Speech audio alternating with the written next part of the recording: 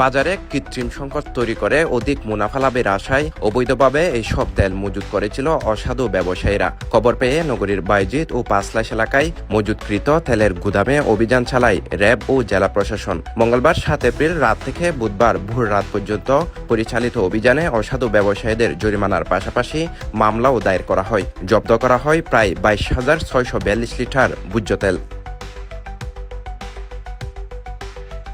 RAB 7 জানায়, চট্টগ্রাম মহানগরীর oxygen মোড়, নাসিরাবাদ এবং কর্ণফুলী কমপ্লেক্স এলাকায় একদল অসাধু ব্যবসায়ী বিপুল পরিমাণ ভোজ্য তেল মজুত করেছে। এমন গোপন সংবাদের ভিত্তিতে অভিযানটি শুরু হয়। তদন্তে দেখা যায়, এইসব ব্যবসায়ী কেবল তেল মজুতই করেনি, বরং বিএসটিআই এর অনুমোদনহীন লেবেলিং ব্যবহার করে তা বাজারজাত করার চেষ্টা করছিল।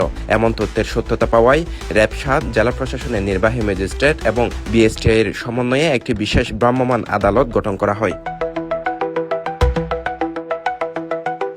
অভিযানের প্রথম পর্যায়ে মঙ্গলবার রাত 10টার দিকে বাইজিৎ বুস্তামি থানাধীন গুলবাগ আবাসিক এলাকায় একটি গুদামে হানা দেয় আভিযানিক দল। সেখান থেকে অবৈধভাবে মজুতকৃত 1042 লিটার সয়াবিন তেল জব্দ করা হয়। অনুমোদনহীনভাবে এবং বিএসটিআই এর নিয়ম লঙ্ঘন করে বিপুল পরিমাণ তেল মজুত করার অপরাধে সংশ্লিষ্ট প্রতিষ্ঠানের মালিকের বিরুদ্ধে একটি নিয়মিত মামলা দায়ের করা হয়।